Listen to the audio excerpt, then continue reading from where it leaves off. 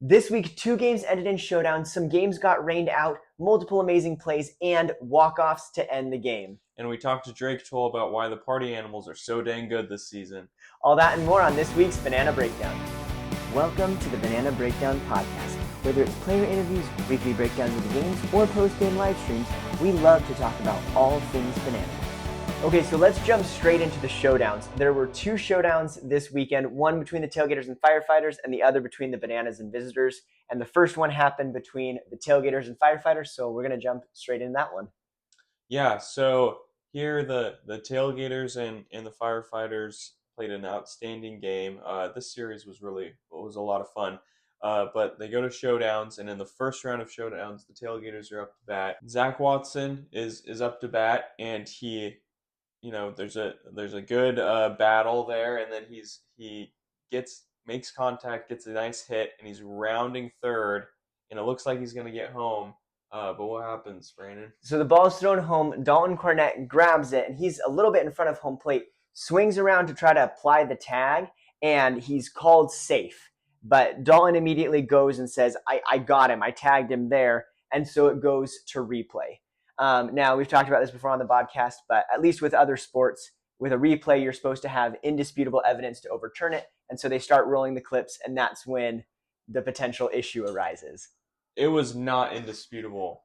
I don't know how in the world they overturned this call. I agree completely. I am wearing Firefighters gear right now. This benefited the Firefighters.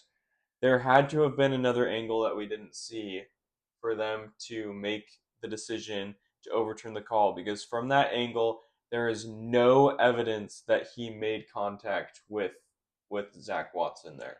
Totally, yeah. It's like, and the thing was with the replay, like they didn't show any other angles. Like it was just the one, at least from the live stream perspective. And yeah, it was not clear enough to, in our opinion, to make anything. And I think that like it was crazy. So when it happened, you see the coach for the Tailgaters, and he is infamous for in his life pre-banana ball and some of his his antics with the umpires when a call didn't go his way, and he was definitely frustrated from that. And when you looked at the sidelines a little bit later with the next at batter, you see Zach Watson on the sidelines, and he was not happy. He thought that he was safe. So yeah, and that really, it changed the way that the game ended up. I mean, the Tailgaters did end up winning. Spoiler alert there. Sorry. But the game goes to 3 showdowns when it really could have ended right there in the first. So I guess it didn't really impact the result of the game. But we'll show the clip. Unless there's another angle, and they were saying you got to see the angles. You got to see the angles. I don't know how you overturn this call, because yeah, it's obvious that he gets the ball and the ball is in his glove, and he turns around, and yeah, if he tagged him, he's out. 100%. But from that angle, you cannot tell that he tagged him. Yeah, so the angle is completely like you're seeing the runner first, and behind him is the tag. So like from that angle, and there's nothing of like you don't see the glove like bend against the leg or anything of that nature to clue in. And it's a little bit blurry when you're zooming in that close. But yeah, it was definitely a hard call. Again, fortunately, I mean, I also am wearing the wrong hat, so I need to switch out to my Tailgaters hat. Fortunately, the Tailgaters ended up winning in the end.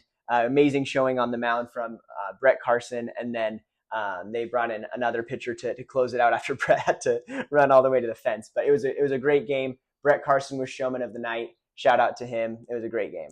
Yeah, it was a really good game. But I would have been just like the Tailgaters coach. I would have been shirtless and upset just like him. My goodness, that was frustrating. But yeah, shout out to Brett Carson, showman of the night. If you want to hear more of his story, you'll want to check out our interview with him. But yeah, it was a great game. Tailgaters end up winning in round 3 of Showdowns, which is a fun round because that's when the bases are loaded, and so things got interesting there with the Tailgaters able to score 3 runs, and the Tailgaters scored 4. And then the Firefighters scored 3. I thought it was 3 and 2, but I can't count. So there you go. Yeah, it was a fun one. And the best part is that Brett Carson's pitching there was just the cherry on top in the 8th, 9th, and in showdowns.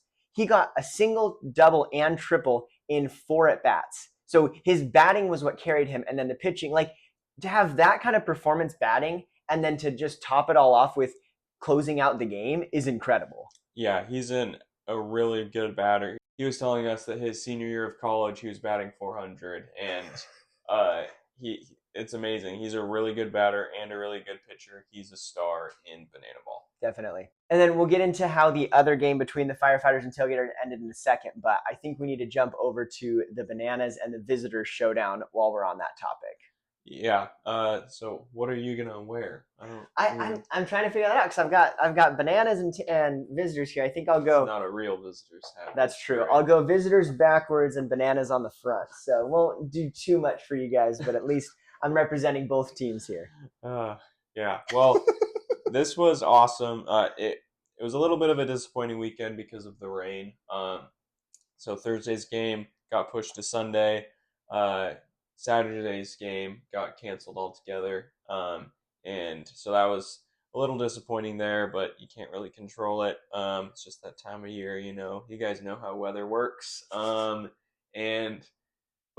Sunday's game, the very last game, the last game that the Visitors were playing this season, was a really great one. Great showing by them. They really went out on a high note, even though they did lose.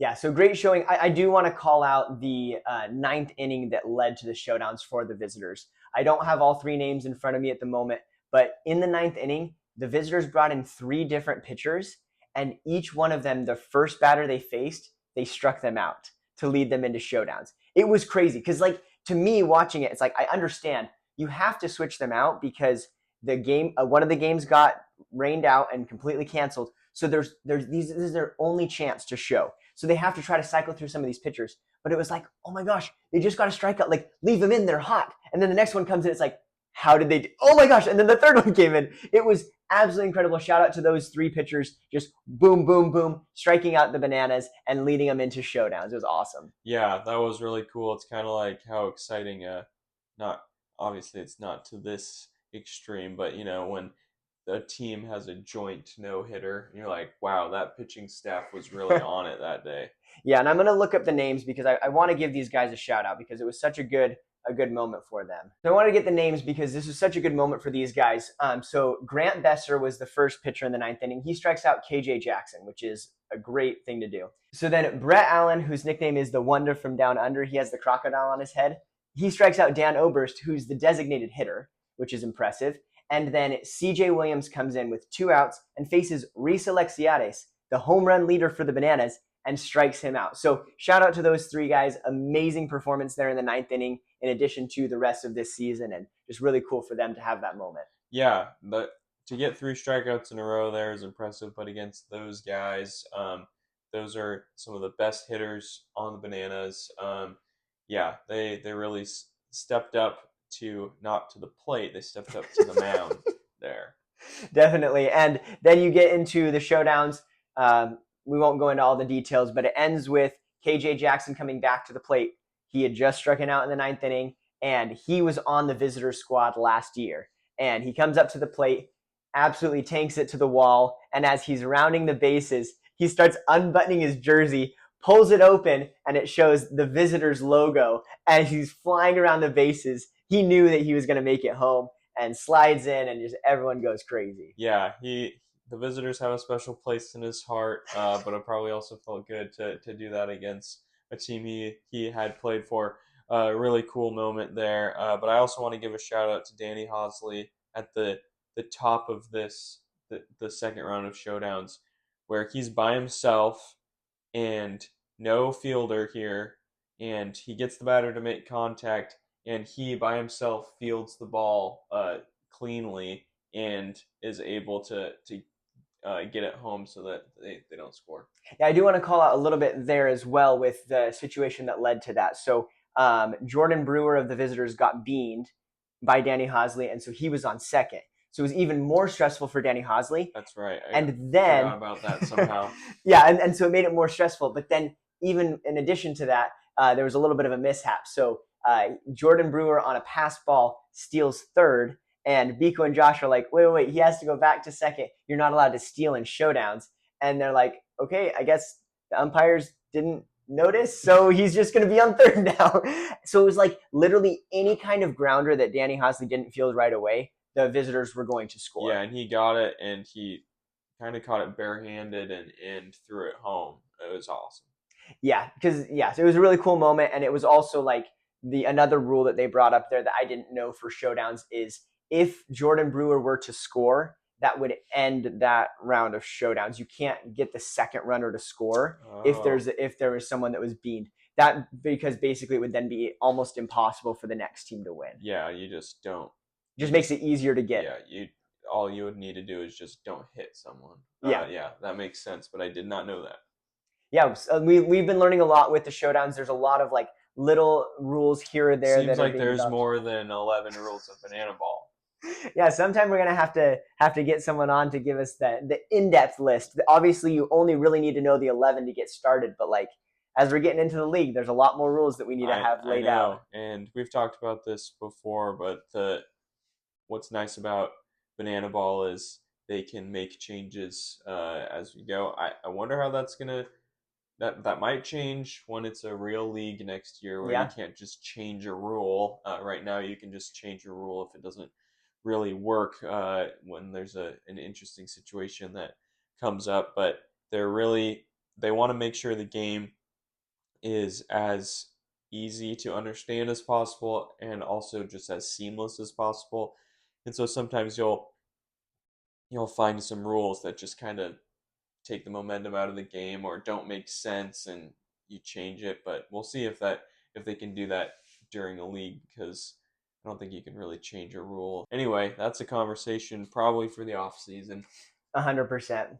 Yeah, so I think right now that we've talked about the showdowns, I think we should jump really quick into the standings of the weeks, which will lead straight into our quick interview with Drake Toll. So Party Animals weren't playing this week, but they are at 32 and 18. Bananas jumped up to 26 and 23. They're starting to look a lot better than they were a few weeks ago, which is really nice for us to see. And then Tailgaters 4 and 9, and the Firefighters are now 3 and 12. Woo! They got to win. Which we'll talk about in just a minute. And then the visitors ended with only 1 win and 4 losses, unfortunately, with one of the rainouts causing them to not get to play that last game. Yeah. So yeah, you see the Party Animals are still at the top of the standings. So we had the opportunity to talk to Drake Toll about that. We asked him what makes the Party Animals different and why are they playing so well this season. So check out what Drake had to say.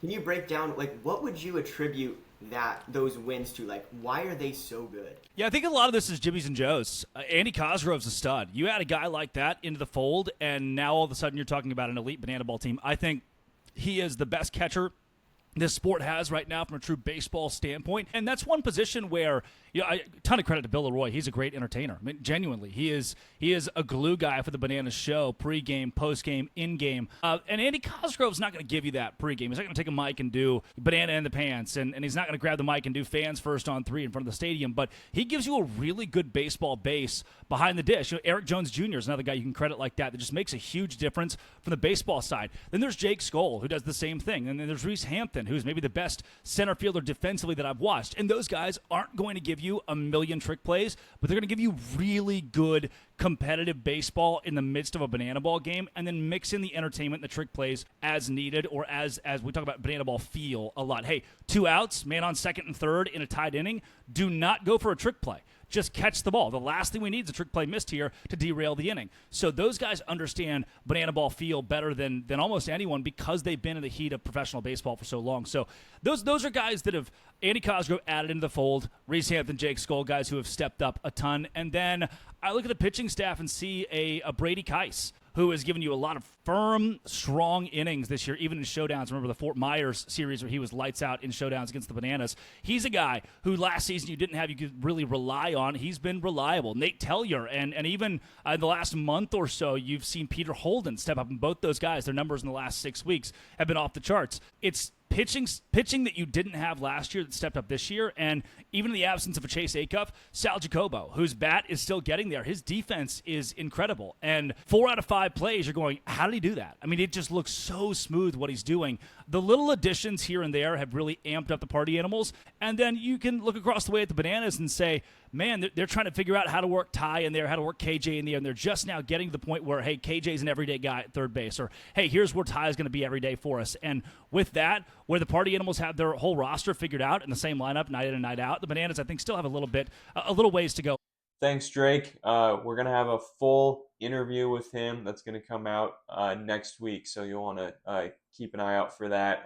It was awesome getting to know him and, really diving deep into where he came from, how he ended up in Banana Ball, how he ended up in broadcasting, and it was really awesome to talk to him about that. Yeah, it was such a fun interview. He's such a great guy, and it was really cool seeing his entire story that led him to Banana Ball. And he talks a lot about where he sees the future of Banana Ball and why the party animals are so integral to the Banana Ball ethos as a whole. So definitely want to stay tuned for that. But for now, I think we do need to talk about that Firefighters' third win. And for that, I'm going to switch back to Tailgaters. I don't know if I'm ever going to do that 2 hats again. That was a little odd there. Yeah, so let's talk about the Firefighters finally getting back in the W column. This is their third win. They have 1 win against the party animals, 1 win against the Tailgaters, or 2 wins against the Tailgaters, and that equals 3. So I'm getting better at counting. Which is good, because we're going to, at the end of the podcast, talk about some BananaLytics. So got to get better at numbers before my brain is dead today. So we'll see how all of that's going to go over my head completely. But it's going to be fun. It's going to be fun. So let's jump to the end of the game. So we're getting into the 9th inning. It's tied, and I'm getting ready for a second night of Showdowns. But then Noah Bridges comes up to the plate, and this was such a cool moment. Yeah, he hit a 2-run home run to win the game. It was awesome, and he was super excited rounding the bases. You could see on all the Firefighters, they were ready to kind of like, okay, let's just get another win. Let's move along, keep the season going. And Zach had a cool interview with them at the end, and it was just a really cool moment for them all around. Yeah, I was really happy for the Firefighters. It's always a great day when they win, so I can wear my cool hat. This one, I wear it when they lose too. Seriously, this is such a cool hat. They have such a cool logo, and I'm just happy when that logo can be on someone that hits a 2-run home run to walk off a game. Yeah, it was pretty fun to watch, and a sad moment for the Tailgaters fans, but it was a great weekend overall for the teams that played. And it definitely was very weird this weekend not seeing any pink on the field and not having those guys playing. Yeah, but it was cool for the Firefighters to get another home series. They're starting to grow their fans, their entertainment team, and they're doing a really good job, and they're building a brand, and it's awesome. Yeah, it's definitely fun to watch. I think we can go into the visitors a little bit more, as this weekend ended their season. So these guys are done for the season. I know. I want to see more of them because they were so fun to watch. Yeah, but I think we are going to see some more of them, whether it's this season or there are definitely going to be a lot of guys that make it onto the rosters next year. So yeah, we're going to see more of them, but I am sad to see them go for, the actual team visitors to go this season. Yes, I think we're going to pull out the bananaball.com/stats. I want to look at those numbers and kind of show who were the top visitors just from a stat standpoint. There's obviously the standpoint of entertaining and other things like that, but this is just an easy one to have a discussion about. So if we look at the season as a whole for the visitors, I'm going to pull up the batting first. All right, let's find out who had the biggest bat. So the player with the most home runs was Ashby Vining, who is one of the catchers. He had 3 home runs, and additionally, he had 5 RBIs. So So he was a very integral part of the Visitors team this season. Yeah, if I had my pick for a guy that I want on the Party Animals, it would be Ashby Vining. Oh, please no. The Party Animals don't need any help. Yeah, that's that. And he is a catcher, and I don't want Andy Cosgrove to be replaced at all. So maybe I'll take that back. But he's just awesome. So yeah, super excited to see more of him in the future. And then under him, the other two players that had home runs, we had Jordan Brewer, first baseman, and Peyton. I'm probably gonna butcher this, but Peyton Chatanier or something along those lines had 2 home runs as well. yeah, these are some great batters. And they had 4 RBIs overall for both of them, and so they were integral parts for the Visitors. Love to see that. But jumping over to the pitching, there were some great pitchers as well. I am not going to say that name right. Fontenot. Drake Fontenot. He had 5 strikeouts across these 5 games, which is absolutely incredible. And then CJ Williams had 4. So Brett Sanchez had 3, Grant Besser had 2, Brett Allen 2, and Connor Harris with 2. So really, really great showing for them. And then on the fielding side, we'll end here with the top ones. Peyton Chatanier with 5, Jordan Brewer with 4, and Grady Morgan with 2. So really good showing from the Visitors. And again, they won one of the games, which was really cool to see. Ashby Vining was the showman of the night. Need to talk about that one. Oh yeah, past. That's true, and it was against the Party Animals, so Sammy doesn't. Still, is just so shocking. How did that happen? And how have the Party Animals lost to the Firefighters too? Yeah. Again, no offense to the Firefighters. I really am trying to love you guys, but sometimes it's hard. But the Bananas have been undefeated against the Firefighters. So yeah, I'll take that. It's just weird. It's just banana ball and baseball, they're high variance sports, so anything can happen on any given night, which is fun.